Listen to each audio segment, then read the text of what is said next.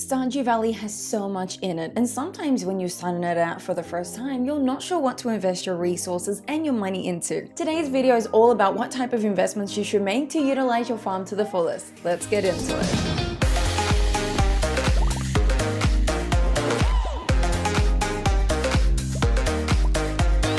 So today's video is going to talk about 12 investments that I like to prioritize in my gameplays in Stardew Valley so I can utilize my materials to their fullest, including my gold. And the very first mention is the backpack. The backpack earlier on is so useful. I actually like to try and upgrade my backpack for the first time before going into the mines, as 2,000 gold is pretty achievable earlier on. You can plant parsnips, run around for forageables, you can even sell some of the wood and the stone that you have on your farm to make up that $2,000 to buy your backpack before going into the mines. There are many useful items in the mines, especially earlier on, so do consider upgrading your backpack first before going in there for the first time, and then prioritizing getting the final upgrade when you have 10,000 gold spare. Our second investment is investing in stone and wood farming. Stone and wood are one of the most useful resources in Stardew Valley because they're used in most recipes and are used when constructing your buildings through Robin. I would definitely suggest a wood farming area such as Cindersap Forest or even on your farm, and breaking open boulders as often as you can in the mines,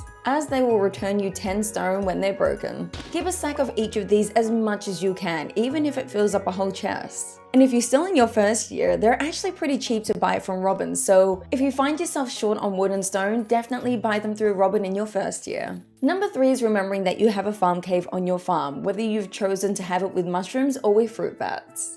There's always been a discussion between the two which one is going to be more useful, and it really depends on how you use those farm caves. For example, if you choose mushrooms, mushrooms will respawn daily, and you can pick these every day to either sell them or to craft life elixirs out of them. But you'll have to remember to pick them up every day so they can respawn new mushrooms the next day. Whereas fruit bats are definitely more useful for completing the artisan bundle in the pantry bundle for the community center. Now the chances of finding fruit in there do vary, as they won't produce fruit daily just like the mushrooms. But let's say you've forgotten about that farm cave. Over time, the fruits in that cave will accumulate and you can go and pick them up when you're ready. Plus, you can either sell these or you can preserve them for even more money. Number 4 is to remember to upgrade all your tools when you have your bars and your gold ready to do so. Not only is it useful for pickaxes and axes, as when you do upgrade them, they will use less hits to break down trees and rocks respectively, but watering cans and hose when upgraded will cover more of an area with a charged hit. Do consider to alternate between your hoe and your watering can when they're not being used for crops to upgrade,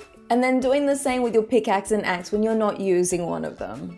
You can either do these during the year if you're prepared, or you can wait until winter if you prefer using them during the year. Number 5, if you have already built your coop and barns, make sure to utilize the animals that are within. If you are new to Stardew, don't worry about this step, but if you have been playing Stardew Valley for quite some time, it is best to check them regularly to make sure that the animals that are within them are making you the best money. Maybe consider swapping out your barn and coop animals for something that will produce you more money. For example, I would rather have a cow than a goat because a goat produces milk every 2 days and a cow does that every day, which means I can make way more cheese compared to making goat cheese. And the same can be done for the coop. Number 6, if you're not sure what to do for the day, be sure to use your spare days for forageables. There are forageables scattered all over Stardew Valley, and it's best to check out areas with forageables as often as you can. If you haven't foraged for some time in a certain month, the forageables will be more available in certain areas, so definitely check them out and be sure to sell them. You'll be making some extra income for a day just used for foraging. Number 7 is building the machines that you need for your farm and not just building them for the heck of it.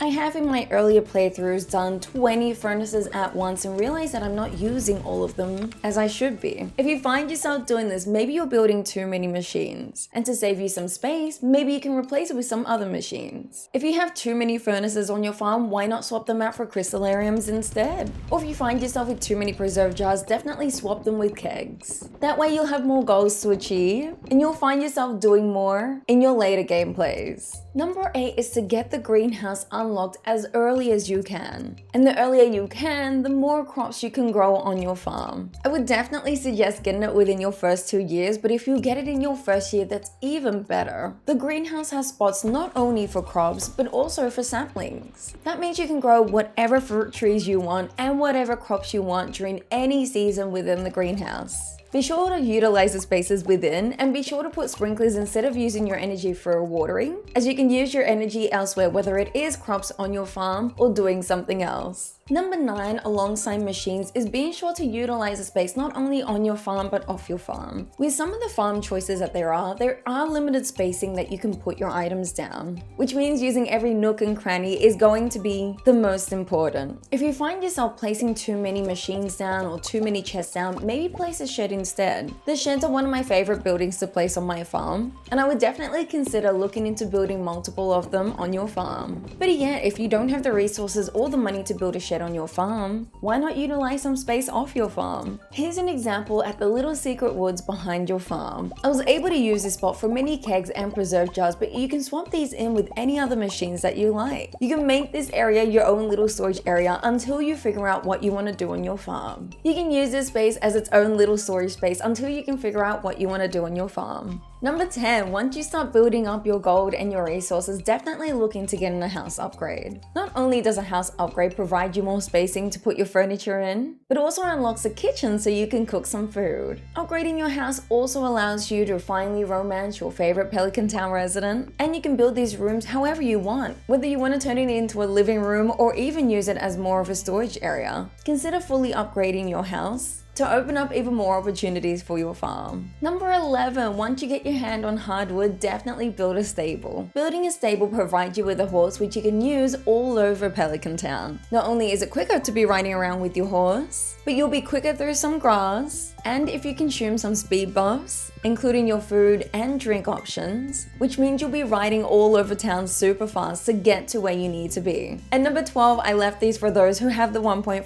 update, but that is the special orders that are available in front of Lewis's house once fall comes along. Not only will completing these orders raise your hearts with that Pelican Town resident and return will get you some gold, but it will unlock some late game items that are definitely useful. One of my favorites is solar panels, which in 7 sunny days will produce you a battery pack, which means you don't have to wait for lightning rods to produce you batteries in a day that's raining and thundering. But again, if you have Ginger Island unlocked, why not leave them on there and come back to some battery packs in a week? Another one of my favorites is Monster Mask, which is given by the wizard, and when consumed, enemies are more likely to spawn in the mines in Skull Cavern. And with that, completing the monster eradication goal at the Adventure Guild is that much more easier. Or if you're looking for certain resources that enemies drop, this can also be used for that way. These are 12 that I would definitely recommend, especially if you're new to Stardew Valley or if you're starting a new gameplay. And to that, I appreciate you for stopping by. I hope you enjoyed today's video and I hope to see you next time. Take care.